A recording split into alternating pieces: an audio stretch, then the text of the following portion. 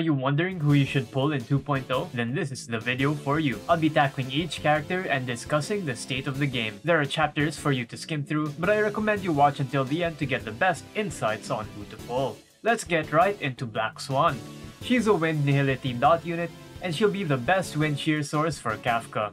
Dots currently have a weird spot in the meta, wherein they're usually mid if Kafka's not on your team. Black Swan's kit looks to be pretty backloaded with dots despite her character model. Most of her damage lies in her dot effects that only proc on the enemy's turn, so you'll often find yourself waiting to rake in those numbers. Personally, I think she might be a little underwhelming for most people if they don't have Kafka, but Kafka users will find a bit more oomph to their already solid dot arsenal. Alongside Black Swan is Dunhung, Imbibitor Lunae's rerun. Every player already has a free Doctor Ratio, so you already have imaginary coverage. Doctor Ratio is good enough to clear MOC with, and all non-AoE content that you'll face. However, for people that still want Daniel for an SP-hungry hypercarry, and to get a feel for feeding the dragon, he's still a solid unit to pull for, and you can force non-imaginary content with him if you're looking for more Eidolons or if you want to invest in his Light Cone. Personally, I would not recommend pulling for Daniel if you've already got a built ratio. For the 4 stars, we've got the new Ice Destruction character named Misha. He seems to be a supportive destruction character that can freeze units. He can be used both as a sub DPS and a main DPS. His strength proves to be quite cloudy for me at the moment,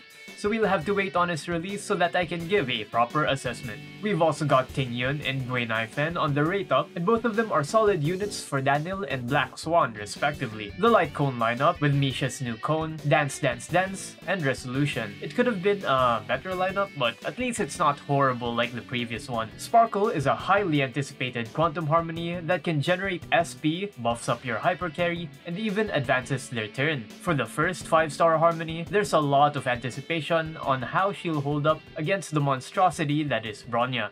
But I think just the fact that she's the final piece to Mono Quantum Dream Team, and the fact that she generates a lot of SP, is good enough for me. Remember that you can always run Bronya and Sparkle together. I think almost any account will be able to pull for Sparkle and benefit from it, even if you aren't a Mono Quantum player. Hyper carries are the most prevalent team comp in the meta, and Sparkle will be a great addition to your Harmony collection. With Sparkle is Jingyuen's rerun. Ever since 1.1, a lot of people have been calling Jingyuen mid, and I've seen my fair share of Doom posters about him. However, with the release of Pure Fiction and a lot more characters in the roster, I think he still holds strong and remains a competitive lightning hypercarry for MOC, and I don't think that'll change soon. Don't believe in the Doom posters, Ting Yuen can still clear. For the 4 stars in this banner, it's honestly quite weird. We've got Sampo, Qingque, and Hanya. Sampo cannot be used in any meaningful way without Kafka, and Qingque makes a bit of sense. She can utilize Qingyuen's Light Cone well. And the only unit that fits here is Hanya, who's a good SP positive physical harmony unit. Odd lineup. For the Light Cones, we have Planetary Rendezvous, Under the Blue Sky, and Genius's Repose. All of these are great Light Cones, with Genius's Repose and Blue Sky being useful in Pure Fiction. I'm just wondering why the hell Under the Blue Sky is here, since there's no destruction units on the banner. It's so weird, man. Aventurine has been drip marketed, and he's shown to be a offensive imaginary preservation character. If you don't already have a 5-star sustainer for your team, then he's going to be a decent pickup. He synergizes well with follow-up attackers, so if you're a follow-up player, you're gonna want to save up for him to fuel the Topaz train. Acheron is a lightning nihility unit that acts as a DPS unit. She might be a debuffer, and I'd assume that she wants Bronya or speed buffers on her team. I've been hearing that Acheron might unlock a new team archetype, but we'll see when more information about her comes out.